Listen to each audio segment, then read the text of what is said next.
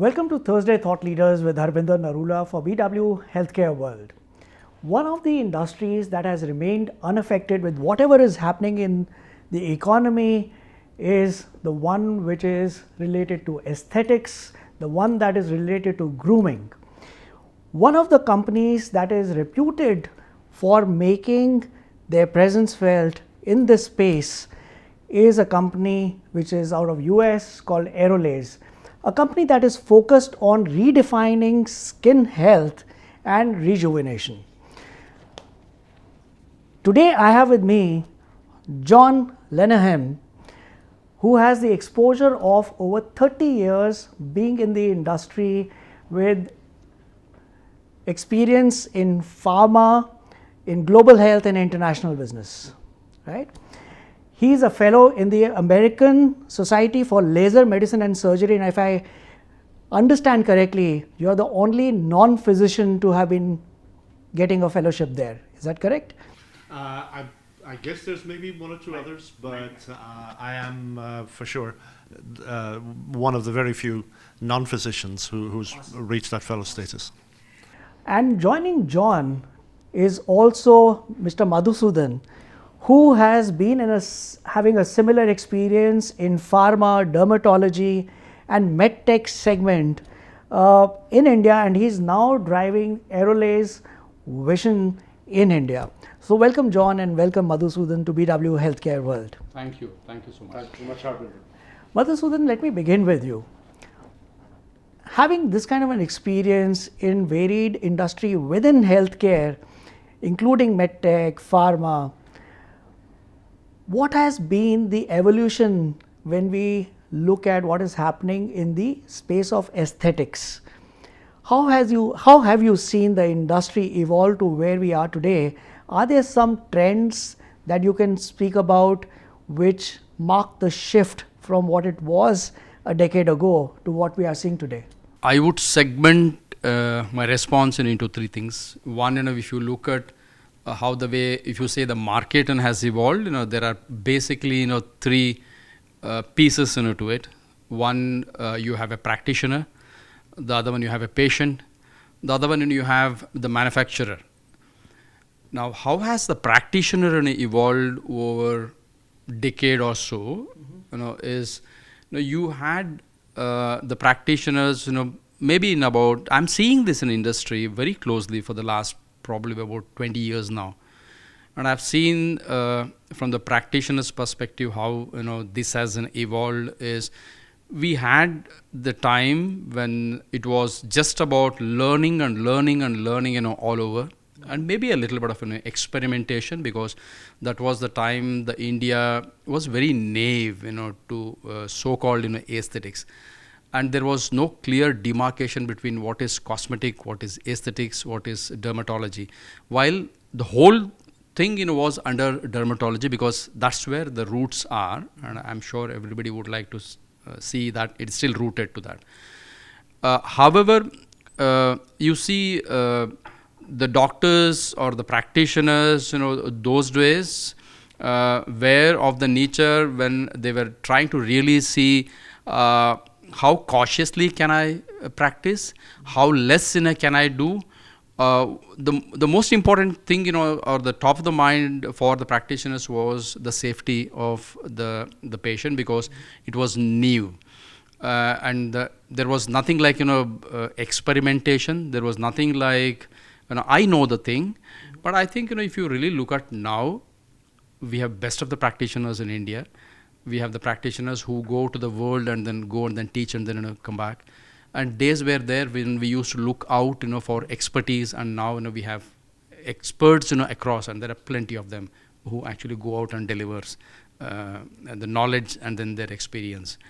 If you look at the clinics, per se, which is also attached, to the practitioners, it was very difficult, for one to see the investment, part of it, because they were not very sure about, how the market is going to respond to the kind of investment they make, or will they really be able to talk to the patients and then let them know that, okay, this is what actually is going to help you. because most of them would come with the background of if it is about aesthetics, it's about procedure. If it is about procedure, it's about pain. It may be drastic, it may not be for me. So most of the times the consultants would have to struggle with the question of, oh, it's not for me. But I think the things have changed in the way the practitioners are now approaching. So therefore, there's a big change, from the practice to the talking to the patients to consulting, and then the investments and the clinic setup and all those stuff. If you look at from the patient's perspective, days were there when people were not going for these aesthetic treatments, because they all felt that okay, this is not for me. This is for those wannabes and film stars, and then those people who are there out there in the magazines, and then those stuff. But now the trend has changed. Everybody wants to look good. There is so much awareness that has come, and this is not only amongst those wannabes and the film stars, and then it has come to the very normal person. And it's no more a luxury. Looking good is no more a luxury. Those days it was. And then investment was, I'm talking from the patient's perspective, investment was a big challenge. They really didn't want to invest because they did not feel that was necessary. But now everyone want to look good. Everyone knows about what actually can be done. Possibilities are now there. So they are ready to invest. So there is growing investment, I would say from the earning point of view, it's really gone up well. There is an awareness, and from the manufacturer's point of view, the service providers, I think there were very few players around in the business, and therefore the options are also very less. The choice for both the practitioners and the patients were very less. Today there are immense amount of players in the market, which also helped the market to grow on one side from the business, but at the same time there are options available for the practitioners to give a great amount of clinical delivery. So overall, I think over a period of 10-20 years, I have seen from learning or the learners market, now actually we are kind of in an expert markets, and then the market has consistently been growing. So all the three pieces, from the doctors point of view, from the patients point of view, from the manufacturers point of view, we have a lot of global players there in India, plus the local players also have really caught up with this trend, and then the market is really doing well. Got it. And John, what Madhusudan has been talking of, the trends or the evolution that we've seen for the aesthetic space in India. Is this similar to what you have been observing across the world in the international market, international from our perspective? Are there similar trends that you've seen there, or is India a very different or working on a very different tangent than what you see globally? A very good question, and actually, when I started particularly in the medical laser industry, 25 to 30 years ago, it was an industry that could be defined as a solution looking for a problem. In other words, we were jumping on the next bandwagon. Whether that was in ophthalmology, in gynecology, in ENT, orthopedics. We're always looking for the next big thing. And it wasn't until the discovery of skin resurfacing, two things, skin resurfacing and laser hair removal, that brought this whole industry away from looking for solutions to realizing that the general public wanted to wanted to look better, wanted good skincare. And the whole industry, really, around the world, pivoted towards providing people with what they were looking for. And so this discretionary spending came to be noticed, let's say, that people were prepared to spend money. And India, in those 2.5, 3 decades, economy here has really done extremely well. The middle class has grown enormously, and I'm very certain that that will continue to happen. The laser industry in particular, we've even changed the language. We used to call people patients because the doctors, had their patients.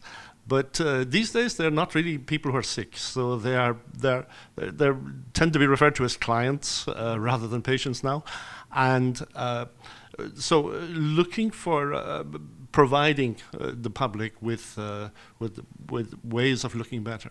After all, people go to hairdressers, women get their nails done, people spend money on looking better. They've always done that, and why shouldn't they be also concerned about their skin and skin wellness and looking better? So what we're seeing in India is a reflection of what's happening around the world, and it's spreading to all corners. So of course it's driven by the economy as well, but as people have more money, they quickly decide that they're going to spend some of that money on looking better. So India is not out of sync.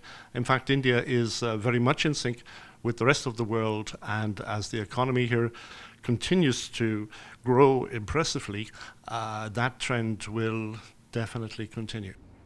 Fantastic. And John, you just said that there was a time when you had a solution and then you were looking for a problem. One of the things that we've seen in the medtech space, especially when you look at the startups, is that there's some engineer looking to make things better for people who would actually be using the technology. But these end users, the doctors, surgeons, or whoever is going to be working on that technology has not been involved in the development process, right? So we are looking at creating machines which may never be used. They do not even pass the clinical trials. Do you think the development of these kind of machines, the development process among the startup industry needs to be looked at very differently and start involving the actual users who you will be targeting to sell these machines? Yes, the cost of startup and the time taken is significant. Even for a mature company developing a new product, it's probably going to take 2 years. So if in that 2 years, you can imagine there's quite a bit of investment, quite a bit of time, if that was to go to waste, that would be a shame. It would be a big loss, and they would need another 2 years to start on something else. So increasingly now we are seeing that kind of collaborative approach where particularly key opinion leaders, those who are known for their international presentations and so forth, we're increasingly seeing doctors being involved in the early stage consultations. What are you looking for, and do you think this kind of a solution has merit? That kind of early consultation matters. And then we are seeing more of, well, okay, these doctors were particularly interested in finding a solution for that, whatever that is. Let's continue to involve them in the progress of this to see if we're going in the right direction. So I think collaboration now with end users is more the order of the day than what it used to be, where engineers were developing things and hoping that I think it was Henry Ford or somebody said, "If build it and they will come." Well, now it's better to build it with their agreement, and even more will come. So that's the change that's happening. Madhusudan, John mentioned that we don't call them patients anymore, we call them customers, clients. And you also used two terms, one was doctor and the practitioner. One shift that I am observing in the industry is that we had a time when there was a dermatologist who would be working on your skin. Then we had people who are not medically qualified, but they were trained to work on skin and beauty. The segment had an overlap. And now When you are addressing the market, who are you looking to sell to? Are you looking at selling to somebody who's a medical practitioner, a dermatologist who's qualified to work on your skin, or someone who's undergone some training but is not a medical professional but has got a beauty salon who also serves laser treatment, hair removal, etc.? What is it that you are looking at serving, and what do you think about influencers who are coming into this space? Okay. This is, I think, a very interesting question. Now, very pertinent as well. If you look at medicine as a whole, I'm going to bring dermatology in. If you look at medicine as a whole, if I have an ailment, I really go to a doctor who addresses that and has a qualification to address that. Now, similarly, if I have a skin ailment, I'm calling it as an ailment. It can be anything. It can be acne to rejuvenation to melasma to anything. So I would better go to a skin specialist who better knows that it is an acne, it's a melasma, and there is a rejuvenation challenge. Since I know a little bit of dermatology, I just want to get into that and then tell you. There is something called as differential diagnosis in dermatology.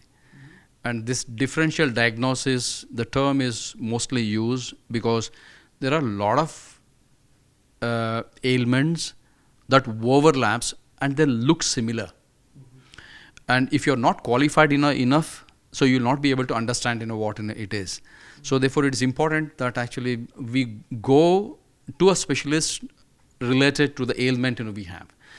And so we are focused very clearly on dermatology, and therefore we really want to sell this to the patients or the customers or the clients, through the knowledge holders.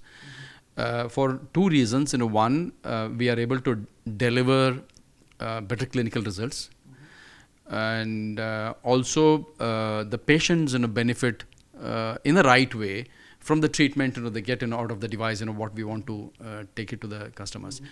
So it's important that actually you go to a practitioner who has a qualified degree. And on the influences aspect, influences, many of them, I'm using the word many because I don't know, today you have different kind of influencers who come into this digital space and who want to share their knowledge, experience, and so on and so forth. Many of them may not be an MBBS doctor or a qualified doctor. I think what they're trying to do is to build the awareness and the excitement around the possibilities of today. I shared a few minutes ago that there were days when people did not even know the possibilities of looking good. Now, as a practitioner, as a medical qualified doctor, I cannot go to the market and then say, hey, look, these are the things I can do. But these influencers are going out in the market and then sharing with them that, look, these are the possibilities. You need to choose where to go and then how to get it treated. I don't think any one of them will say that, okay, look, I have this treatment, go to this doctor. But I'm sure most of them are trying to tell the world. I think today there are plenty of possibilities that are there, because you look out maybe to the other part of the world and they say, I think that's being done there, that's being done here. And these people are trying to say, look, it is done even in India. So go to the right person, go to the right doctor and get your treatment done. Interesting. John, let me ask you, because we understand this space in India where we have a lot of influencers coming in and sharing the possibilities. But it's a thin line that they cross and say that, instead of saying possibilities, that this is what you should do. There are people who come in and influencers who come in and talk about tips on what you should be doing to take care of the skin. We've seen this similar thing happening in weight loss, that just because you believe that it has worked with you and you feel qualified to go and give that tip to someone else that this could also work with you. While I say that, there is also a trend that we have seen where doctors, especially those who are working on the aesthetics, includes dental, weight loss experts, as grooming and dermatology, who've been using Instagram to become influencers themselves. They are not supposed to go and solicit business as per the code of ethics of the medical industry. How do you see industry responding to this shift to use social media to recommend treatments which impact skin? Because it is not just grooming and looking good. It's not a superficial thing. It's about the change that we are making to the skin itself. So how has the industry responded globally? Well, the name influencers, in English at least, has it's named for a reason. You know, they influence people's opinions, and we can't ignore that power that they have. It's not influencers are strictly not an advisory service. You know, they have their own agenda, and I think that. Advertising, marketing has always been around. It's just changed its shape and appearance now. So social media is now, and has been for a number of years, the most powerful avenue in marketing. Yes, doctors cannot go out and promote themselves, but and influencers can. And as you say, it's a thin line. It really is a thin line, but influencers have power. We can't deny that. They have power to influence a lot of people, and we look at the number of followers. I was even in Philippines a couple of years ago, and they were treating one influencer in a particular clinic. He had 14 million followers. So it was like, he looked just like an ordinary guy. I had no idea who he was, never heard the name before. But here's somebody with 14 million followers. And it was like, wow, this is going crazy. So you know, the industries can use influencers can let's say make them aware of things, can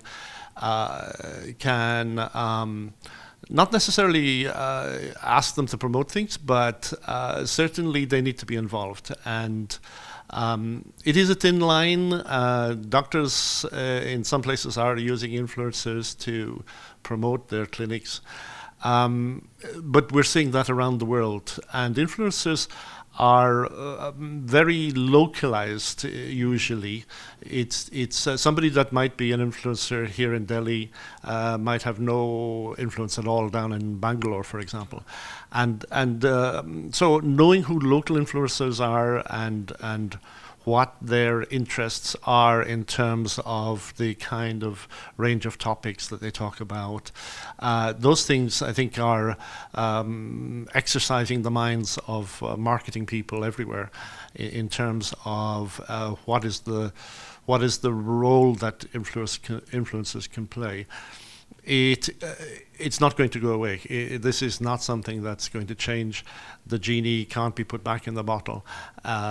Social media and influencers have a role to play, and even if we try to stop them, I don't think anybody could. So we have to coexist. We have to find a way that works on an ethical basis. And I think even advertising standards agencies around the world are getting outpaced in what they can legislate or recommend. So the whole influencer social media interaction it hasn't been settled yet, and it's continuing to evolve. So we're going to be living with influences for probably forevermore, I would guess. I totally agree with you. I think, Can I just add? yeah, absolutely. See, there are different dimensions, to this. I'm now talking about. You also said one more part of, your statement. You said the doctors are today going out and then telling. Absolutely. I think we need to look at this from different angles. While you may say, or it is a fact that the regulations do not allow the doctors to go and then talk in the media, and they invite patients, basically not talk in the media, invite patients. They cannot solicit. That's the word. They can solicit. But I think when you look at many of them talking about the conditions they are treating and also they talk about how post their treatment it has helped the patient. You will realize actually, wow, I think while it may be helping their business or it may be helping their practice, let's put it that way, it may be helping their practice, but it's also helping people to know that actually, wow, this can be done. For example, cleft lip. People live with it. They think actually, either they think, this is something I have born with and I'm going to die like this, or they think, this is pretty expensive, this is it's a major thing, I cannot actually go through in my life, I don't have money, and so on and so forth. And many don't even know there is a possibility to just with a simple correction and I can live like any normal being, I can look like any normal person.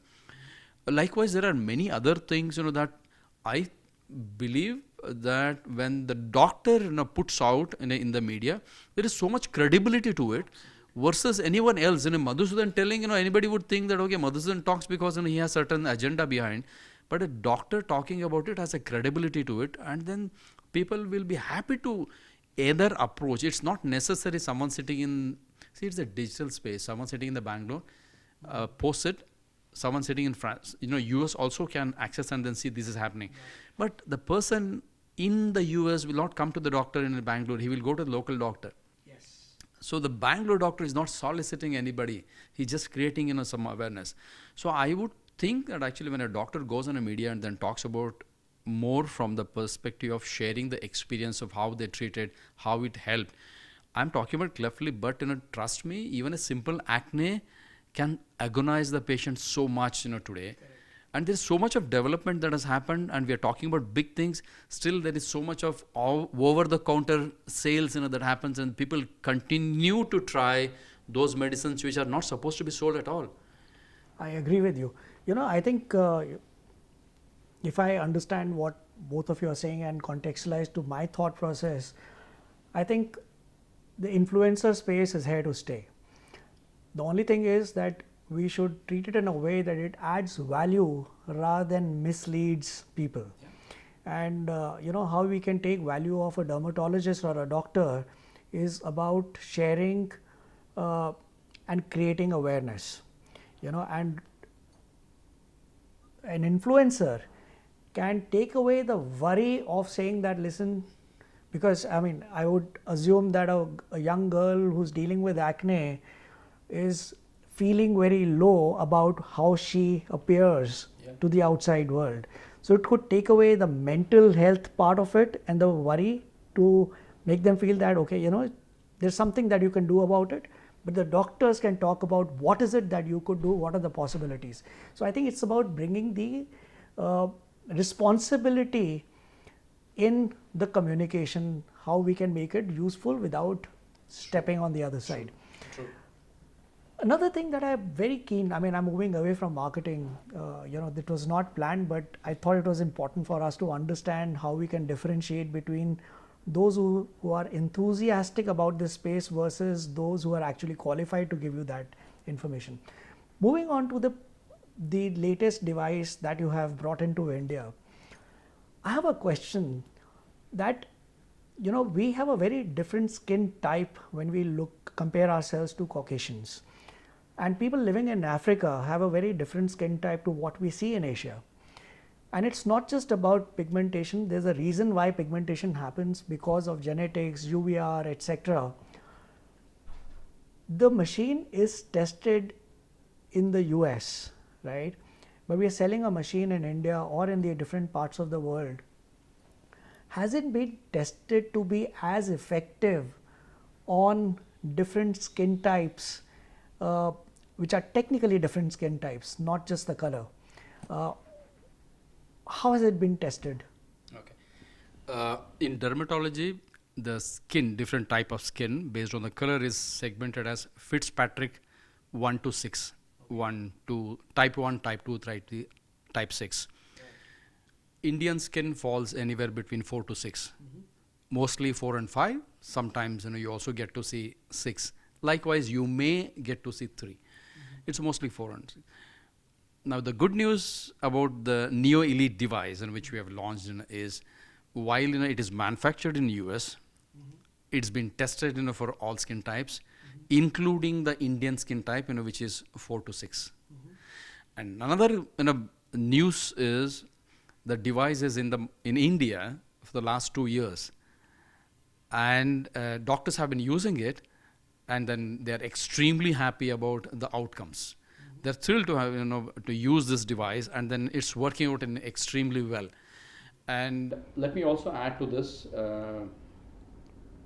Aerolase, at least in this aspect, work like a pharma company. What I mean to say is the number of trials Aerolase has done on its device is amazing.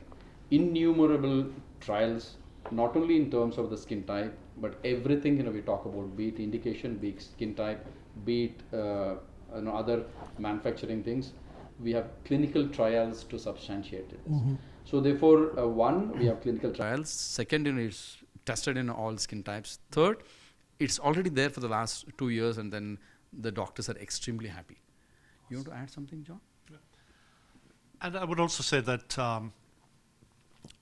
India has a huge number of great leaders around the world in various aspects of industry. And in the United States, the non-resident Indian population is pretty huge. So every dermatologist in the larger cities is dealing with a multi-ethnic population, going from African American to Caucasian pale skin, Irish people who are very pale skin, for example, but lots of Indian people as well in the United States. So it is a melting pot. It is a multi-ethnic country, and American companies don't have to step too far outside their door even to find dermatologists that have that broad spectrum of patients in their practice. It is essential to be able to treat all skin types. And Madhusudan has referred to the Fitzpatrick scale which is a skin typing scale used extensively within dermatology. The most difficult skin type to treat is skin type 6, which is typically the sort of African black skin. Now, the challenge in the laser industry has always been it's always been easy to treat skin types, let's say 1 to 3, which is the paler skin types. But technologies don't always work safely on darker skin. And darker skin we would refer to as the Fitzpatrick 5s and 6s. Now, one of the big things about Aerolase is that we are able to treat all skin types. And for that, we definitely need to focus on both Indian skin and African skin, because if you can treat African skin in particular, it's the most difficult to treat, it's the easiest to damage. If you can treat African skin safely and effectively, then you can treat all the easier ones. So that's been a big focus. If you look at our before and after pictures, they largely feature what's broadly referred to as skin of color, because it's taken for granted that the paler skin, it can be treated. It's not difficult there. The risk is there's very little risk there. However, dark skin types carry more risk, and so all our marketing and before and after pictures and clinical trials and work with dermatologists around the world is focused on treating darker skin for that very reason, and to give reassurance to both the users and the consumers that this works safely and works well. Awesome. So I would just say that. Awesome. We met recently, and I remember you had launched an exclusive deal with one of the large chains in the country. And there's a huge market which is outside the multi-chain stores or clinics, which is the standalone clinics. How are you looking to serve this particular segment? One, is it large enough, or is it just my understanding which could be out of sync? Is it large enough? How do you look at approaching them? Because affordability of a doctor in a standalone clinic could be very different from a chain that is there, and they're not the ones who want to change a machine just because you have a next more evolved machine that comes out and is released after a year while they have not served enough patients in their clinic. How do you ensure loyalty of these standalone clinics? How do you serve them for them to serve their patients? Okay. See, first thing is, let me clarify.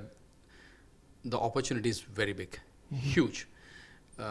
Just How to many give you standalone clinics are there correct in your estimate in correct, this country? Correct. So I was just coming to that. So just to give you a number to tell you how big, and then there are close to about 15,000 dermatologists who are practicing in India. 15,000. 15,000. 15,000. And about 2.5 to 3,000 plastic surgeons who practice in India. Is this a large number? If you look at the 1.4 billion population, yeah, it may not be. But if you look at the way dermatology is now growing, it's huge. Okay. Days were there. I think my doctor colleagues can actually get and talk about this, but I just want to make a mention because we are talking about it. Days were there. Dermatology was one of the segment in medicine, but now dermatology is one of the most sought out segment. And also, if you look at the colleges that are coming, and each one of them would like to have a dermatology department today, because that's one of the most sought out department, and therefore dermatologists number is growing every passing year. So overall 1.4 may not be huge, but 15,000 is definitely big for us. And when I'm talking about this in 15,000, I'm not looking at all the 15,000, for example, because India is like massive, and then it's going for us to reach out to each nook and corner and then address this 15 is not something we are looking at least in the recent, the current this one. But the opportunity is big. I just wanted to bring that in a point in here. Second thing is in terms of viability, because you said the chains can invest, can the individual doctors invest. One of the things I talked about in the beginning of our discussion was the change in the trends, how the practitioners were and then how the practitioners are. Today, if you look at the dermatologists in a clinic, they all look like a nice, it's beautifully done up, clinics, and there's a total departure to what it used to be earlier. And what I'm meaning to say or bringing this point here is the younger population is ready to invest in the devices, because one, they know these devices and would help their practice. Second, they also know that the current crop of patients can also afford these treatments, because there is an increase in terms of the way the salaries and is growing. So the trend is that actually the current crop is ready to invest. It's not just about the chains or the bigger institutions alone. The individual doctors do invest in this, because there is a growing demand in the market. The third thing in terms of in terms of the way we are looking at is each of these doctors, when we want to talk to them or when we actually look at them, they are our big opportunities, and therefore currently we are going step by step in terms of the markets, because the reach and the scale is something we are currently still working on. And maybe I think we should be able to get there. But and I'm saying from the market opportunity point of view, it's a huge opportunity. From the doctors in the investment perspective, there is they are now ready to look at investing on the right right? Let's say devices that can help them build, their practice. And also the patients, today, because of the awareness, and then they are ready to invest in also. So all in all, I think it's not just the chains, and even the individual doctors can also invest. Just would add one more thing there. Some years ago, a dermatologist would often just see every patient themselves, every client themselves, and they would have very little in the way of equipment. Prescription pad was the most important thing in their possession, and what you mentioned that the ratio of dermatologists to the population of India is really quite a small number of dermatologists. What we're seeing now with the emergence of chains of clinics and indeed single practice dermatologists themselves, they're having more helpers in their practice, and the chains also having more of these therapists that are trained to do specific things. So though the doctor will see them, that doctor may not necessarily do each individual treatment. So they will decide on the treatment, discuss it with the client or patient, and then a therapist will carry out some of those sessions. And with the population of India being what it is, 1.4 billion, and the middle class growing, there is going to be pressure and demand-led, that pull from the market as to how I can have the treatment I need, as it were, if doctors are so busy. So they are scaling up themselves, having more therapists involved. But yes, there's perhaps a crisis looming in the future, that there may not be enough dermatologists around for the demand that's out there. So it's going to be demand-led. And I think that training more dermatologists is going to be important. More medical students are going to be aiming for dermatology, it seems, but there's definitely going to be a growing demand for that. And the public is going to continue to look for ways of looking better. They're going to look for better skin health. They're going to increase in number. And so it's going to be an exciting time to be a dermatologist for sure, but there may not be enough of them right now. No, I totally agree with. One more thing. Yeah. Sorry. No, please. It just skipped, so I just you want to say that. One of the trend in which I forgot to mention, I think this is very important, is there were very few chain clinics in the past. What few? And I think maybe handful, you could just count. But today, with the kind of opportunities that's there in the market, and then also the fact that we are now talking about 1.4 versus 15,000, not 15,000 but approx 15,000, and then there is lopsidedness. What we are seeing is the emergence of the doctors putting up multi clinics, or actually at least bringing up chain clinics in their own terms. So there are a lot of doctors who are trying to invest in different cities or different clinic in the same cities. Therefore they are available at least in multiple places within to cater the same city. Yeah, within the same city, or in the different city, or in a different state. So it is not just the big institution with the big money is trying to invest in the chains, but a lot of leading doctors are trying to put up multi clinics also to one of the way to address to this growing demand. No, absolutely. I completely buy your point, where because there are not enough trained dermatologists, so the dermatologist is training their own staff to increase efficiency of how they are able to manage that clinic, or probably expand their clinic to multi-clinic scenario. Is there an opportunity that we are seeing in tier 2, tier 3? Because the aesthetics, when you look at it, there's a huge wanting to look good and aspire to be like an urban person in the tier 2 and tier 3. How are you looking at addressing that particular market?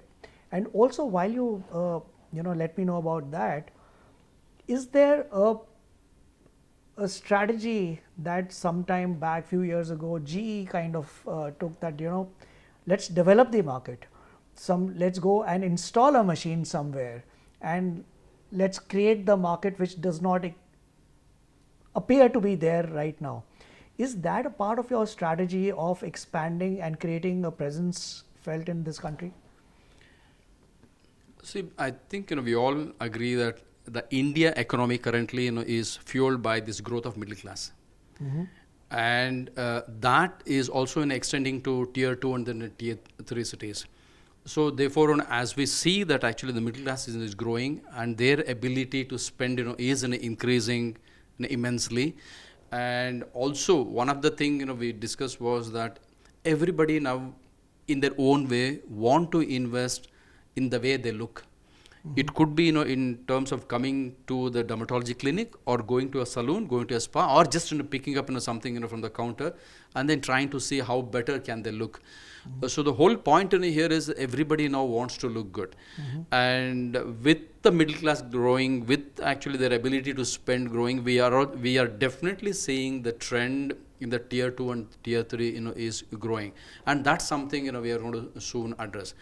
From the strategy point of view, currently our option and then the priority is to consolidate the business in which we are now developing in the key cities, and try to see how can we evolve as a knowledge partner for all the leading practitioners, but also help them to deliver better clinical results in these key cities before we really expand into the tier 2 and then tier 3 cities. John, I remember when I used to work with a lot of these international companies, and I was talking to Madhusudan before while we were waiting for you, was that when we would go for our quarterly meetings to these western part of the world, we would be very excited about the growth that we are seeing in our country, which is moving multiples of X growth that we are seeing. But when we would go and see our numbers compared to the West in terms of revenue, because of whatever, I mean, the currency change, the prices at which we are selling, we would be a small dot in the overall this thing. My question to you is, what is the commitment to remain invested in India and make this market grow? Because what we are seeing is 15,000 dermatologists for a 1.4 billion population.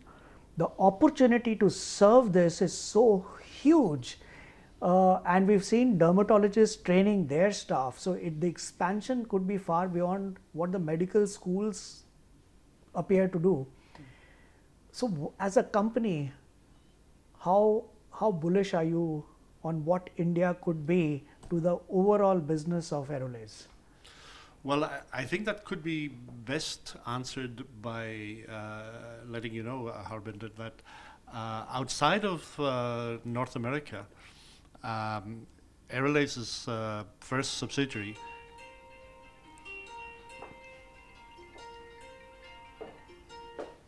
stopped it. Okay. No worries. We can edit that out. So, Aerolase's first subsidiary outside of North America is right here in India. Awesome. So we haven't even done this in Europe. We're going to do that in Europe, but India first right now. So that means that we have already decided that this is one of the most important markets in the world.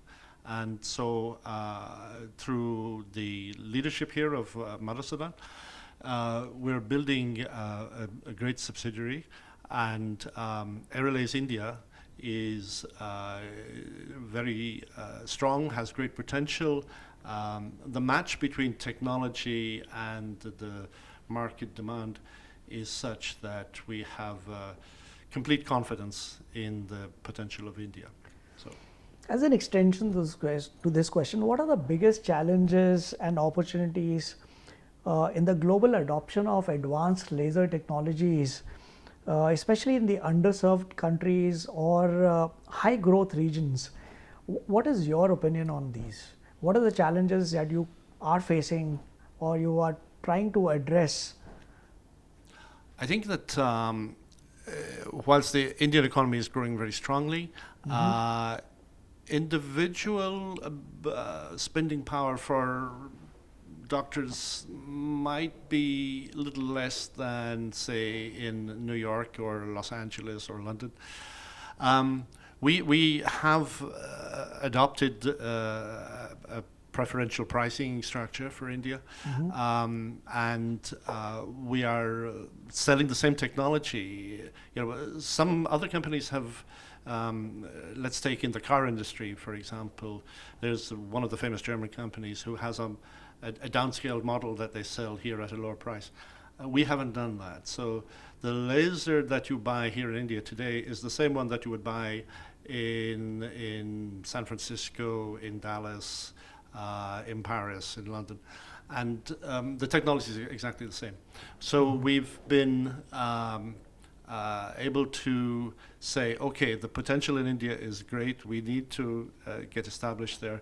We're prepared to accept less revenue per sale, but we know that the volume is there, and that volume will make up for the reduction that we've made in the price. So we're trying to make this as affordable as possible for doctors around India, but we are still we're not a charity, so we're here to we're a business like any other business, but we see that the numbers are significant in India, and so that ratio of price and volume is attractive, and so we are accommodating, making an adjustment per unit. It's a part of your business strategy. It's a part of the business strategy, exactly. Madhusudan, you've been in the medtech space for a while. While we are looking at beauty being less regulated space, but equipment is a highly regulated space, So what is your view on any challenges that you could be facing right now as a provider of technology? Is there some view in terms of government policies, etc., which could make this easier, better for companies like yours to serve the Indian market? Okay. Before that, can I add on to Absolutely. why India market? For Absolutely, Aerolase? absolutely. Just want to add to what John said. Aerolase device, that Neo Elite in what we have launched in India, addresses multiple challenges or ailments of skin. For example, Neo Elite has 36 FDA approvals.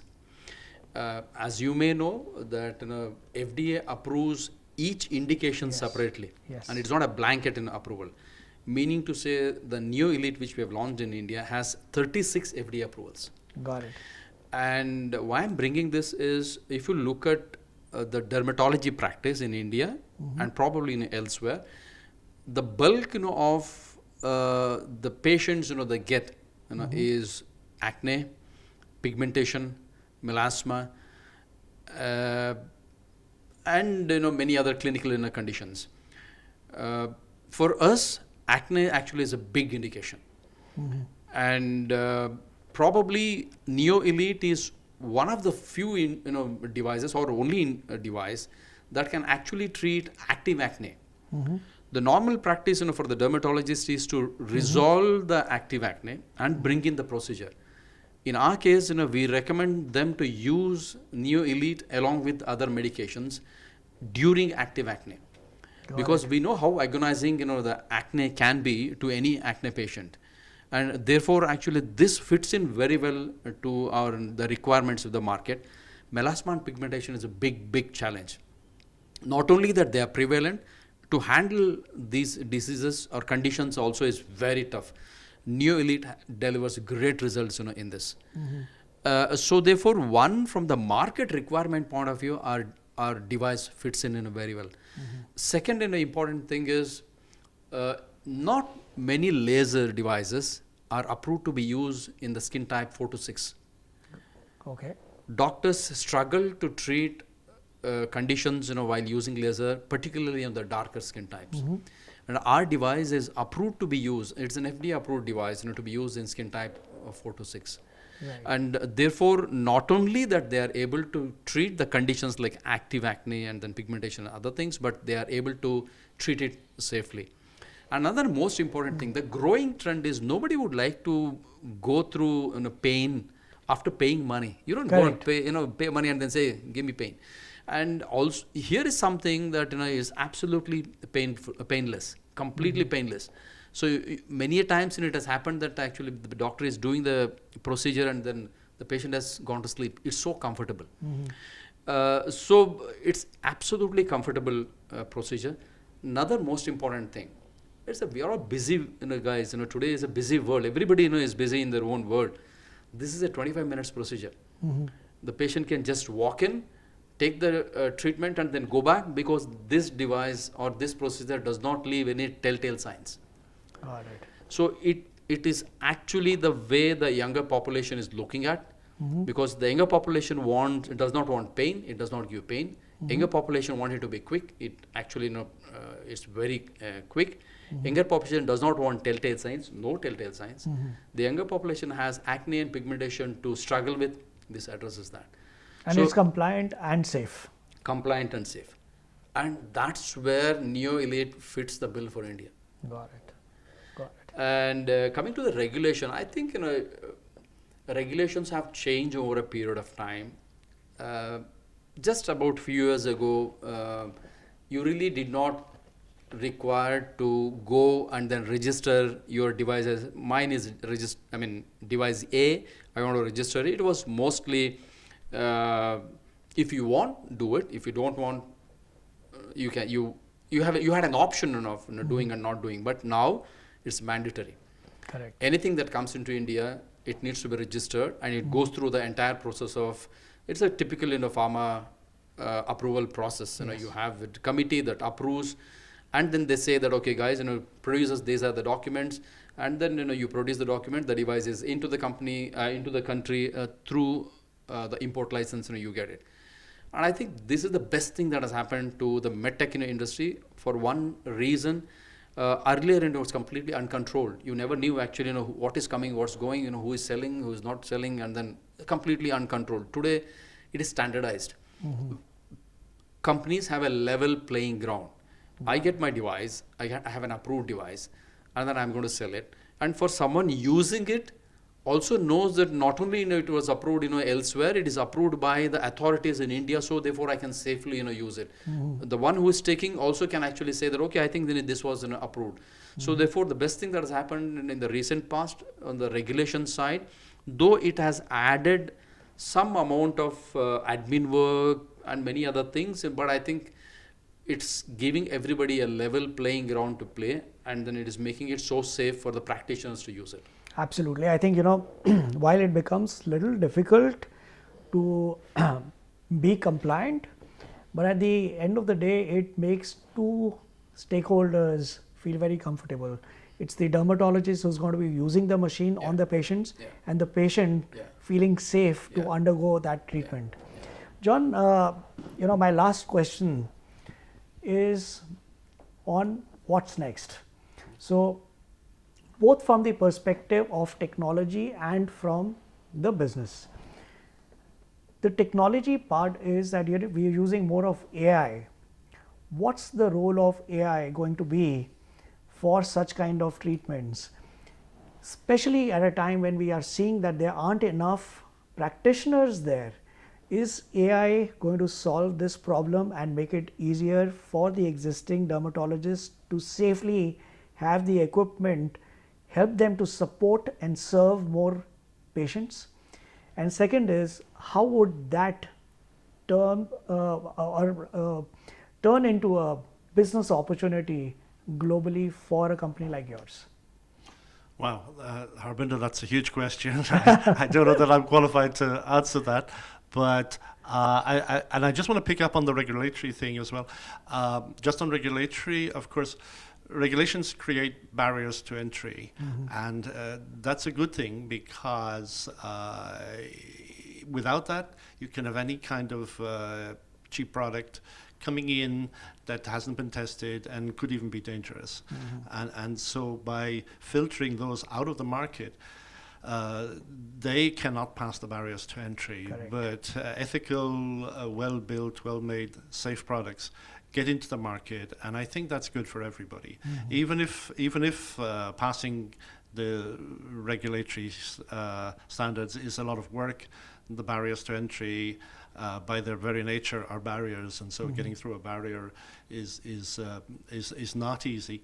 But for those that can do it, it provides a safer environment. It provides better opportunities, and we on the ethical side of the industry are not undermined by cheap, dangerous products coming in, whose only attraction is price. So. Back to AI. Actually, I have a friend, a dermatologist, who's specializing right now. One of her fortes is the future of AI in dermatology, and in particular in aesthetic dermatology. So I would defer to her for that side of things, where the potential is. But definitely. In terms of progression of technology, I think we've shown that pain doesn't have to be part of the process. And I think the rest of the industry will realize that the old concept of no pain, no gain its time is very limited right now. And so everybody, I think, will work to find ways of making treatments less painful, like Aerolase has already done. And patients are clients. I'm falling into the trap of calling everybody a patient, but the public is rightly, I think, going to demand that these treatments should be safe, effective, and as pain-free as possible, so that there's going to be a lot of pressure, a lot of focus on delivering great results without trauma, without upset, without trauma, without pain. And I think that AI has a big future, of course. The marriage of AI and laser technology is yet to happen, but it is on track to happen. And how it's happening will be fascinating to see, and we'll all be watching it, and we'll all be interacting with AI specialists, and AI specialists will be interacting with us to develop those technologies of the next 5 to 10 years. And I'm very excited to see how it works out. Thank you, John. And can I add something? Absolutely. And I also perspective to this. Yeah. No, I want you to do that, but also add one more thing, because I'm tempted, while I said it's the last question, when we are looking at, and I'm just taking a cue from what you just said, that less number of dermatologists, and the dermatologist wants to expand their practice, so they're training their own staff to be able to support them in these treatments. And then AI is now coming in. What is the role that you are playing in terms of helping the dermatologist training their own staff? Is there a support that you provide in training them so that this machine is safer to be used while it is already compliant and safe? Yeah. So is there a training that you offer? Yeah. I think it's a very good question, and you brought out. Training is an extremely important part of the overall device delivery. I'll come to that. I just want to give my perspective in terms of AI. While is extremely exciting thing about AI. How it's going to help a different way to see the treatments are done, and so on and so forth. And then we will see the fascinating world that's going to unveil. But the latest and it's a hot topic today about dermatology is not about AI. It's about personalization. Yeah. So it's not even customization. Customization was yesteryears. Now actually Yes. it's about personalization. Absolutely. What does Harbinder wants, Madhusudan, John, though all of us may go to a doctor for acne, the way the doctor would want to look at us is completely different. It's completely personalized. And Correct. then they are going to a great details in terms of not only just the way you look and that your skin has into the details of your genes and Genetics and all. Yeah. genetics and then Absolutely. many other stuff. So in a world that's completely different from AI, because AI is something that might help in terms of how quick, how fast, how safe, and then it can even increase the scale, reach, and then so on and so forth. Now here is something, it might look like it is the dermatologist going reverse gear, but I think that's where the future of dermatology and the latest trends are, in terms of understanding what each one of them would want. And then a specialist is, or an actual consultant is now looking at how can I personalize same acne treatment to Madhusudan to deliver much better clinical results than what I would have actually given treatment to John or someone else. Got it. So that's where actually dermatology is moving towards. Now in terms of training, how can what is that Aerolase is trying to do? For us, training is extremely important, very very important, not only for the doctors or the customers, the internally as well, is extremely important. So we have a very clearly laid out training policy, without which my team cannot access the device. And there are multiple levels the person goes through. It would be the local training that happens. It would be then the training at the regional level. Then we also have our medical team, clinical team sitting in the US, who on a very periodical basis would talk to the team in terms of upgrading their knowledge and then the skills and the development that keeps happening. Because we have a team who keep, because they have their own practice, they are actual practitioners, and they come up with their own experience on a very day-to-day basis, and they keep sharing the knowledge in terms of how the same acne was treated differently with a different combination has resulted in a different way. Got it. And what kind of challenges have they come across with the same kind of device used on a different skin, and how it was handled. So even with the internal team, we have very strict policies in terms of how we want to train the team and then build the knowledge. For the doctors, the even before the device is delivered to them, we kind of give them a brief of how would it look like and how does it work, what it does and all that. And we do a complete and one full day training with them the moment the device is delivered. And periodically we go to them and then do the training, and the layers continue to be there. Got it. One extremely good thing what Aerolase has done, which I have not seen the many companies doing, is we have a very well laid out protocol book. A protocol book is something that's going to guide the doctor in terms of how to use the device. Right. It tells you right from the point of how much energies you need to set up for what kind of skin, and how many times do you deliver the energy, how many times you cross the line, that is called as pass, one line you go, it's called one pass.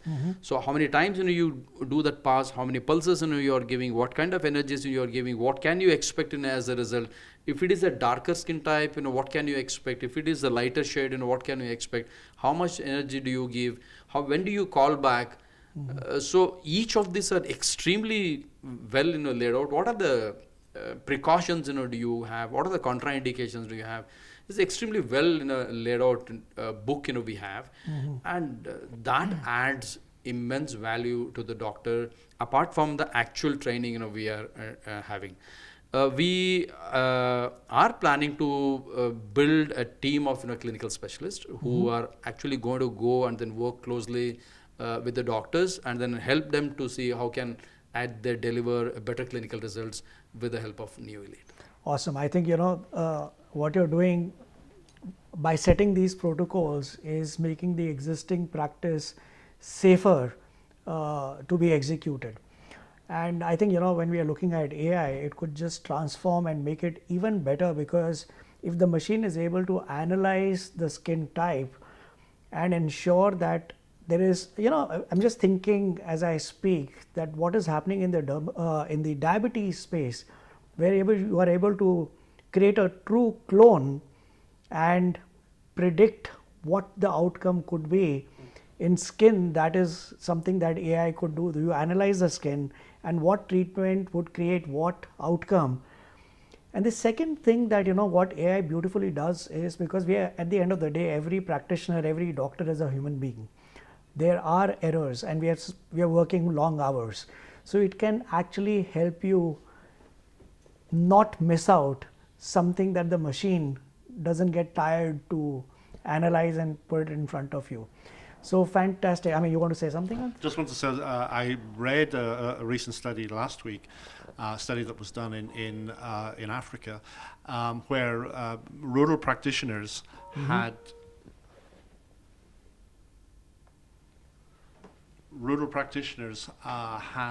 I'll just stop. Yeah. So I read something last week, a clinical study done in Africa, and clinical practitioners who used AI had better outcomes than those that did not. Now, it's probably something to do with picking up on mistakes and preventing mistakes, as it were. But I think the role of AI in producing consistent results, I think that's going to be important. And in training, of course, people need resources. We, as Madhusudan has said, we have a great resource right now in our protocol book, which we encourage everyone to refer to. Even sometimes when we go to a practice and somebody will ask us a clinical question, we'll guide them towards the protocol book. So rather than just give the answer, we'll say, oh well, let's check that in the protocol book, because then we want them to get into the habit of referring to it. One other thing on training is that we like to train everybody who's going to interact with our technology, so that it's not just the doctor who's bought it, but their practitioners as well. Each of them need to be there for the training, and we want them to be, first of all, we want them to be successful. We want their patients and clients to have great results, and we know that there's a certain amount of enlightened self-interest in this, yes, because we know that if they get if they're happy, if they get great results, they're going to talk about it. Their customers are going to talk about it, and others will hear about it. So the last thing we want is people, you can imagine somebody buying a car or something and not knowing how to drive it, and it's the same with our technology. We don't want people to be just to have bought something and it's sitting there by the wall and not being used because they don't know how to use it, or worse still, they use it and they make mistakes. So training is vitally important for us, and we focus so much in the early stages, and indeed secondary and tertiary stages as well, to make sure that they are getting great results, that we answer all their concerns, that they're not afraid of the technology, and it's a win-win then in that Absolutely. I think on this note, my takeaway for the future is that the biggest concern for a practitioner and the client could be the fear of the uncertainty of what the outcome could be. Mm-hmm. So I think, what we will be able to serve is the 3 P's. In my mind, while you were speaking, I was trying to figure out. I think the 3 P's are personalization. And when you're looking at personalization, you are able to predict, so prediction. Mm-hmm. And if you are able to predict the outcome, then we can look at the 3rd P, which is the prevention, which is what our major objective could be. So the 3 P's being predictability, personalization, and prevention is what we could define for the whole overall healthcare industry. you know. John, Madhusudan, thank you so much for speaking to us. I know we have taken longer than what we had, but it was such an exciting conversation, and it just went on. Thank you so much for your time and speaking to us. Thank you, Harbinder. We really enjoyed it. Thank you. Thank you. Thank you so Thank you, much. Madhusudan. Thanks so much. Thank you.